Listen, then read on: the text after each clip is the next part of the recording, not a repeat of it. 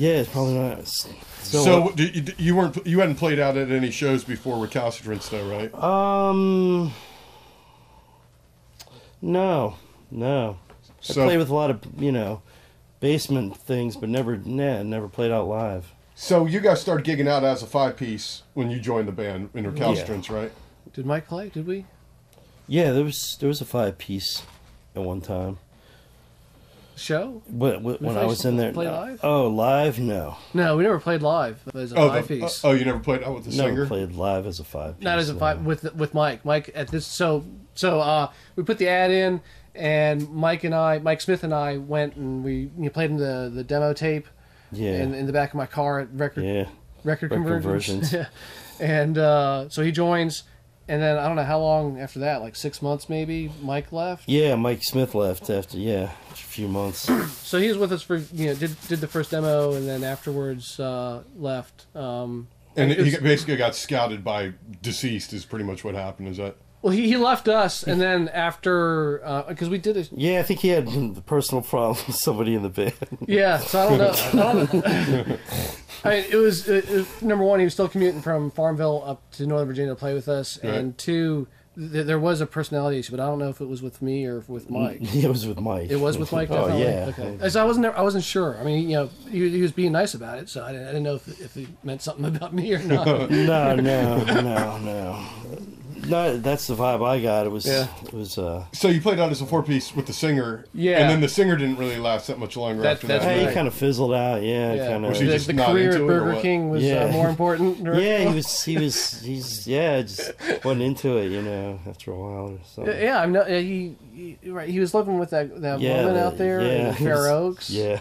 And she was like really pushing him to, He had a sugar mama. A sugar mama, and she was like really pushing him to, you got to be the manager at the Burger King. Nice. Yeah, up at Fair Oaks. Well, I really liked his voice. I mean, that. Yeah. We never really recovered from that. I mean, we did the second. Wow. So remember that singer that was doing handstands and all that. So what you played auditioned out with somebody him? who did handstands or what? We actually played out with him embarrassingly.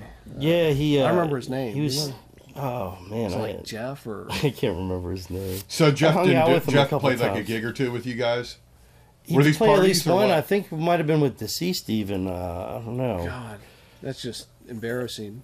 So where did you guys play out? We played in Woodbridge. We played at some place in Alexandria. Did we play there, or did we go to see Deceased play there? Well, there's Planet Nova, and then there was a.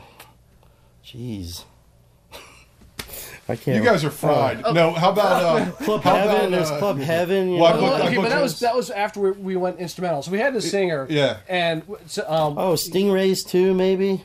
Yeah, it might have been called. These were some of the early gigs that you guys did. Yeah, Woodbridge. Yeah. Yeah, I heard of Stingrays. But so I think that's where we played. We asked him to leave, and that was it. And did we do the second demo before him or after him? We did the second demo, and Mike decided to sing one song, and I tried to do one song. Right. After that. We couldn't sing and play at the same time. Right. Either we couldn't or we didn't want to enough to work. Yeah, we even did a 9:30 gig and we tried singing and you guys actually were trying to do some vocals at the 9:30 club. Yeah. And how did that show go overall? It was cool. I mean, experience because it's the loudest I've ever heard. Through that PA, I was like, "Wow!" Who'd you guys open up for, or was it like a local? Silence. Bill? It was a Silence. It was a local thing. It was Silence, and was there another one? I think it was just Silence and us.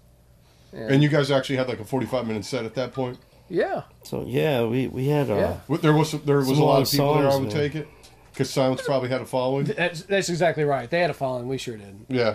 There's a handful of people in there, that we knew that came. I think Mike came. Right.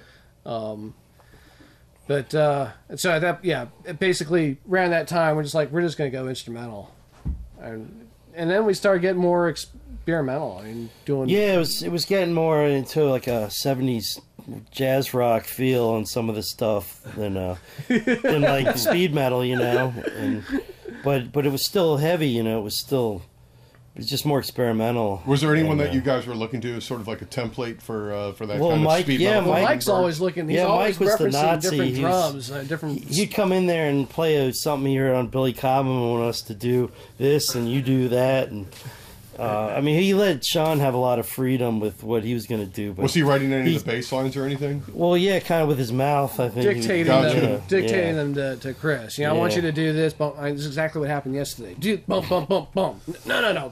Bump, bump, bump, bump. Yeah, that was it. Yeah, so that hasn't changed. So, how did the band basically come to an end? It came to an end because I moved. That was it. That's the only reason. And you went out to California. I went out to California, but I got a job and they moved me. They moved the family. That's the only reason it ended. I felt horrible about it. And you did a instrumental thing right afterwards, doing right? It probably. Didn't you do a keyboard thing, Paradigm Shift? For you, yeah, I did that for.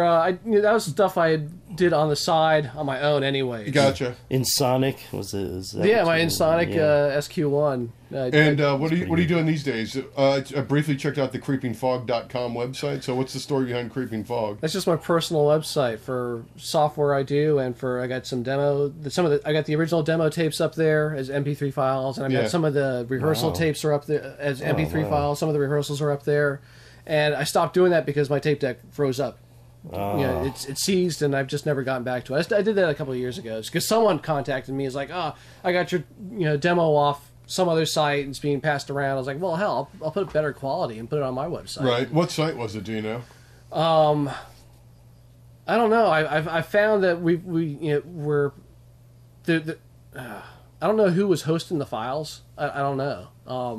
But I know that we're up on like Metal Archives and that Metal Archive thing. Yeah, we're up there. So do you hear from people occasionally? Occasionally, and that's why I put up some of the rehearsal stuff. The letter was great that you have up from the kid. The kid from Falls Church. Do you know him now? No, that's all stuff I just collected. I still got all that stuff. My wife did that website when she was learning how to do web stuff. Right. Well, it's funny stuff. 97. So it hasn't been updated, but yeah, it was funny. It was just like some of the fan letters that we'd gotten back then. Yeah, because back then, I mean, it'd be totally different now. Back then, there's no internet. Everything's by fanzine. Right. People writing back and forth. Yeah, we had a demo review in the Metal Forces or Kerrang. Kerrang, yeah, Kerrang. So Kerrang actually. We actually had a review on Kerrang. Did you get a good write up? It was all right. It was all right. I mean, it wasn't. Certainly wasn't panned, but I think it's our music was definitely too busy for a lot of people.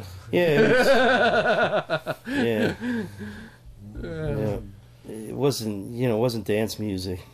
Well, but even it wasn't even regular thrash metal. Yeah, to a certain degree at that point. No. I mean, so you're still playing guitar a little bit here and there? I still play on my own. I'm not playing in a band or anything like that. I'd like to put something together, but I'm just bedroom. You got a drum machine at home? I do, but I haven't used it. I thought I would use it more than I got one. Right. And then I've got the computer, and maybe I'll get some tracks, download some tracks, and backing tracks. Get some MIDI bass. Right? Nah, I like just playing guitar on my own. Well, cool. I don't know. So creepingfog.com. Chris, you're not online, so nobody can check you out. I'm on YouTube. I don't know. I think it's kind of a wrap. I don't want to, Yeah, no, it's nothing to beat the horse over. Yeah. All right, ladies and gentlemen, Recalcitrance. Recalcitrance.